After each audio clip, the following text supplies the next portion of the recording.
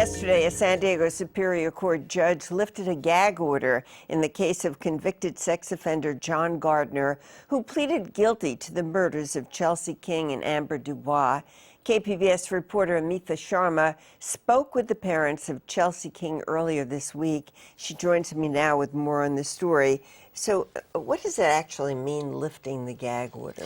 Well, he lifted the gag order on the information connected to the investigations of the murders of Amber Dubois and Chelsea King.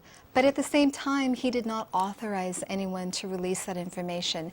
In a separate decision yesterday, another judge actually continued the seal of the warrants into these investigations. There were 4 search warrants.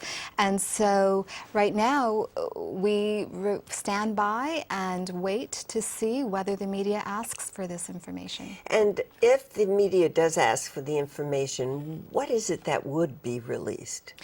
Probably information on how these 2 girls were attacked, as well as information on how authorities conducted the investigations.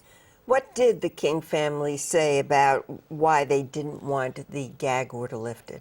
Very simply, they didn't think there was any news value to it. They didn't think the public had anything to gain from learning of the last hour, the last moments of Chelsea King's life. And in essence, they felt like if this information were published, it would be like picking at an open wound, their family's open wound, and the open wound of the community. Here's how they described it.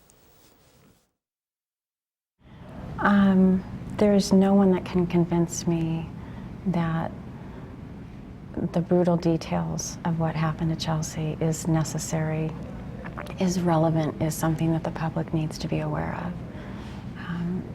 You know, my God, honor our daughter in a way that respects her dignity, our family's dignity, and protects us and the community and her friends from going through any further pain and torment by hearing unnecessary facts. And as parents, there's not a minute that goes by that Kelly and I don't play some terrible, vivid thing in our minds. We don't need the details. So how did they respond to the fact that the gag order has been lifted? They weren't happy. You know, they went to court to make sure that this information wouldn't get released, but at the end of the day, the judge said that their request was too broad. Well, it's easy to get caught up in the court case, but when it comes down to the murders of Chelsea King and Amber Dubois, what did the Kings tell you about the kind of daughter that Chelsea was? They said that she was a girl with big hopes and big dreams, that she didn't waste a minute. She wanted to change the world. They said that she had applied, she was interested in 90 colleges, 90 different colleges. She narrowed her list down to 11 colleges and actually got accepted to each one. She didn't waste a minute. She was always full of energy, always full of positive energy, wanting to change the world. She couldn't wait to go to college. She couldn't wait for the next test, believe it or not. She couldn't wait for the next morning. She just lived her life just always in motion. She did quite a process. She narrowed 90 colleges down to 11. Of those 11, that's what she applied to. And of those 11, she was accepted to all 11. How are they coping with the loss of their daughter? Well, they say that they're taking it moment by moment. They wake up in the morning, they say they're very grateful for what they have. I met them for the first time this week, and I was struck both by their grace and their graciousness. They are clearly grieving, but there is also a strength about them, a sense of determination, dogged determination, that they're going to do whatever they can to protect children from predators. They were also they went to great lengths to make us in the media, camera operators, news reporters, feel comfortable, feel at ease. They were very warm and welcoming. But they are determined to do something about Chelsea's law. How does Chelsea's law fit into the other sex offender laws that are already on the books? Well, Chelsea's law would require life imprisonment for forcible sex crimes against children under the age of 18.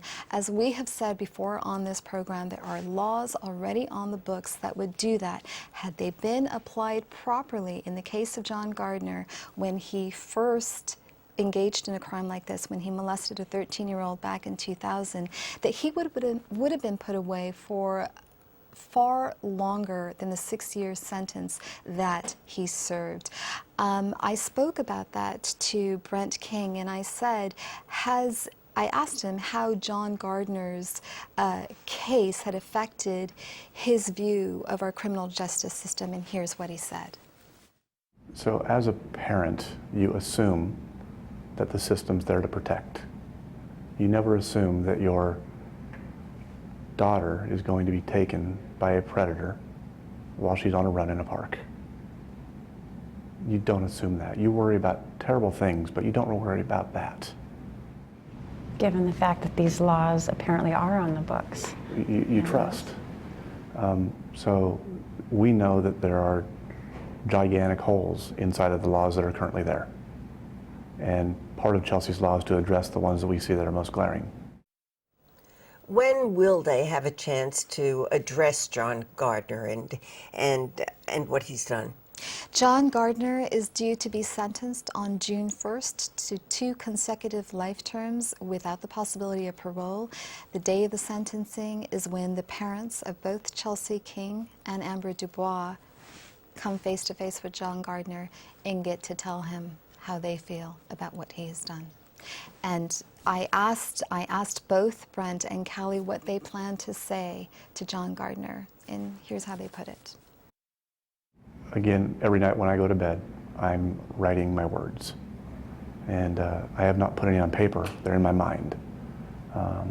I can't wait for the day that I can stand in front of the sentence and bring my words out. My words will reflect Chelsea.